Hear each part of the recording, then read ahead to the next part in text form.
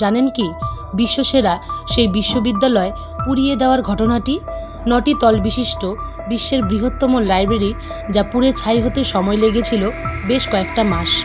ইতিহাসের সেই অভিশপ্ত ঘটনা, অর্থাৎ নালন্দা বিশ্ববিদ্যালয় ধ্বংস। চলুন জেনে নিই বিশ্বের এই প্রাচীন বিশ্ববিদ্যালয় ধ্বংসের সেই কথিত ভুলবশত হওয়া ঘটনাটি। পাশাপাশি এটাও জানাবো সত্যিই কি এটি ভুলবশত নাকি ইচ্ছাকৃত। শিক্ষা সংস্কৃতির পীঠস্থান হিসেবে সমগ্র দেশে ভারতবর্ষের খ্যাতি বহু যুগ আগে থেকেই তুঙ্গে।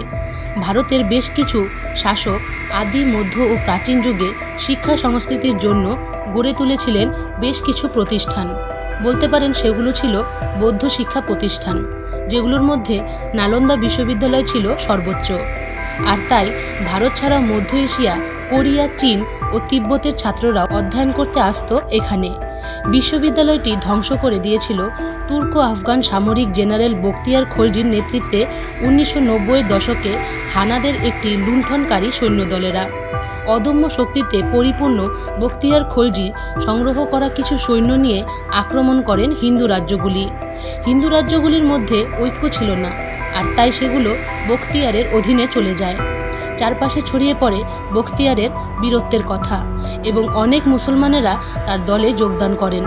এরই সাথে বখতিয়ারের দল খানিকটা ভারী হয়ে ওঠে। পরবর্তীতে তিনি দক্ষিণ বিহারে অভিযান চালিয়ে রাজা গোবিন্দ পালকে পরাস্ত করেন। পাশাপাশি বখতিয়ার আক্রমণ চালায় এবং 200 আরবারোহী সেনাদল প্রাচীর বেষ্টিত দুর্গের সামনে এসে তা দুর্গ ভেবে আক্রমণ চালায়। কোনো বাধা দেয়নি প্রতিপক্ষ। দুর্গের ভেতরে প্রবেশ করে তারা বহু দ্রব্য লুণ্ঠন করেছিল। পরে বখতিয়ারের দেখা দুর্গের অধিবাসীরা ছিলেন সকলেই মুণ্ডিত মস্তক ব্রাহ্মণ। পাশাপাশি দুর্গটি ছিল অসংখ্য বই পুস্তকে ভরা। তবে সেটি কোনো সাধারণ জায়গা নয়, সেটি আমাদের ভারতবাসীর গর্বের ও শিক্ষার ভাণ্ডার নালন্দা বিশ্ববিদ্যালয়। যে সময় ভারতবর্ষ অধিকার করেন মুসলিমেরা, সে সময় তারা জানতেন না একটি বৌদ্ধ নামের প্রবল ধর্ম ছিল ভারতবর্ষে। তারা ভাবতেন ভারতবাসীর সভ্য জাতি মানেই হিন্দু। বাংলায় মুসলিম শাসনের সূচনা করেছিলেন 13শ শতকের শুরুতে মোহাম্মদ বখতিয়ার খলজি। বাংলার উত্তর পশ্চিম ও উত্তর অংশে 130 বছরে সেন শাসনের অবসান ঘটিয়ে তুর্কি বীর গজনি অধিপতি মোহাম্মদ ঘুরির নেতৃত্বে ভারত আক্রমণ হয়। দিল্লি ও আজমিরের মোহাম্মদ ঘুরি আধিপত্য প্রতিষ্ঠা করেন। পাশাপাশি দিল্লিকে রাজধানী করে ভারতে একটি মুসলিম রাজ্য স্থাপন করেন। কুতুবউদ্দিন আইবককে দিল্লিতে প্রতিনিধি শাসক হিসেবে তিনি নিযুক্ত করেন।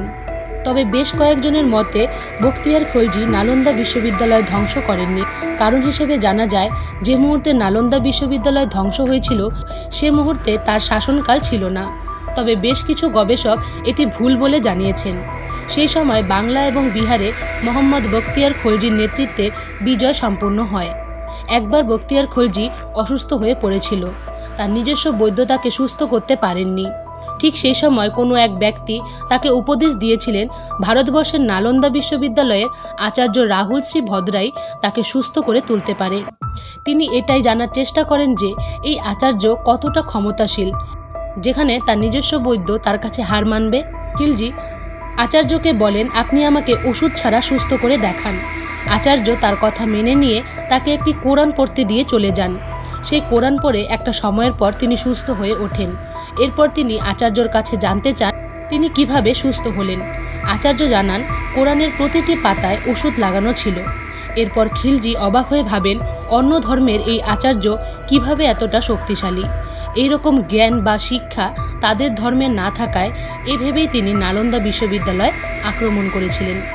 নালন্দা বিশ্ববিদ্যালয়ের বইয়ের পরিমাণ এতটাই বেশি ছিল যে তা পুড়ে ছাই হতে সময় লেগেছিল প্রায় কয়েক মাস। তিনি শুধু নালন্দা বিশ্ববিদ্যালয়কে পুড়িয়ে ছাই করেননি, তার সাথে সাথে একটি জাতির প্রাচীন জ্ঞান বিজ্ঞানের অমূল্য বই, ইতিহাস, সভ্যতা সবকিছুই, যা থেকে আমরা জানতে পারতাম বেশ কিছু অজানা তথ্য এবং সেই সময়ের শিক্ষা সংস্কৃতির পরিকাঠামো হয়তো আমাদের পিছিয়ে দিয়েছে জাতি হিসেবে সহস্র বছর।